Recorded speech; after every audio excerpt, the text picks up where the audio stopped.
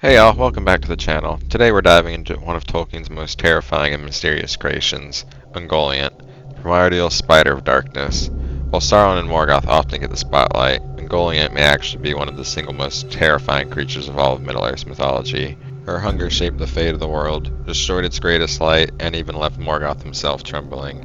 So let's unravel the web of Ungoliant's story. Ungoliant's beginnings are shrouded in mystery. Tolkien never gave her a clear origin. Some say she was a Maya, one of the lesser divine spirits, who was corrupted by her own insatiable lust and pride. Others suggest she was a creature from the void, something alien and even older than the world itself. What we know for certain is that she alienated herself with Melkor, the greatest of the Valar, who would later be called Morgoth. Her nature was pure hunger and endless devouring darkness. She consumed not for survival, but because she could, never satisfied. Wherever Ungoliant went, she spun webs of impenetrable night, suffocating the light itself.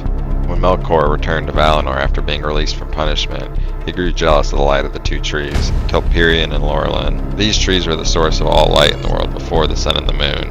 Melkor sought revenge and ultimate power, but he needed help to strike the very heart of the Valar. That's where Ungoliant entered the picture. Together they crept into Valinor during a festival, where the Valar were distracted. Ungoliant cloaked her path in her webs of shadow, rendering them unseen. This was not just physical darkness, it was a void so deep that even the sight of the Valar could not pierce it. Melkor carried hatred, but Ungoliant carried the oblivion itself.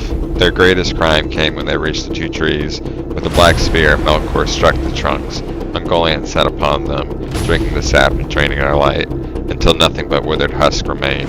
She swallowed their radiance and grew monstrously huge, swollen with light.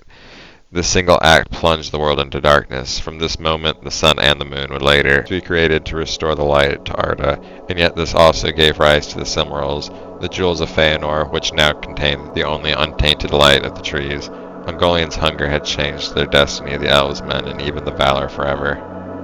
After their terrible deed, Melkor and Ungoliant fled. They escaped into the north through the shadow and mountain, until they came to Lamoth, the great echo. But here Ungoliant's true nature showed. She had grown mighty, and even Melkor feared her. She demanded her payment for helping him, the jewels stolen from the vaults of the Valar.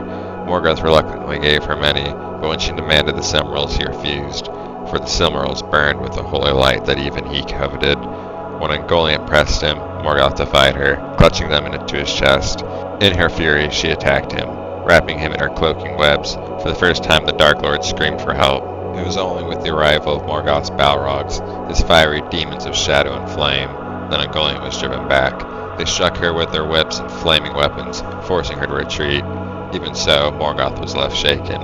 Think about that, the mightiest being in Arda, more powerful than Sauron who would ever be, was nearly destroyed by the hunger of Ungoliant. This moment showed the sheer terror of what she was, something even darkness itself could not fully control.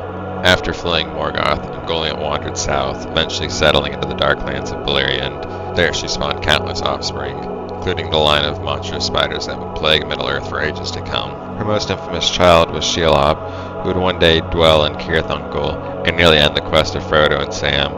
As for Ungoliant herself, Tolkien leaves her fate to a mystery. The most chilling account says that her hunger grew so unbearable that she devoured herself, consuming her own body until nothing remained. Whether she was destroyed or merely returned to the void, we don't know.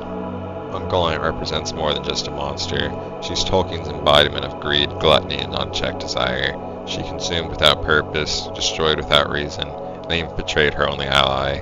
Her story is a warning about the destructive power of endless want, the kind of hunger that can swallow even the light itself. And though she vanished from the world, her shadow lingered. Through Shelob and the other giant spiders, her darkness lived on, waiting in caverns and forgotten places to snare the unwary. Ungoliant may not be as famous as Sauron or Morgoth, but in many ways she was more terrifying than either of them. She was hunger incarnate, and in the end, not even she could escape the doom she wove for herself. And so that's the tale of Ungoliant, the devourer of light and mother of monsters.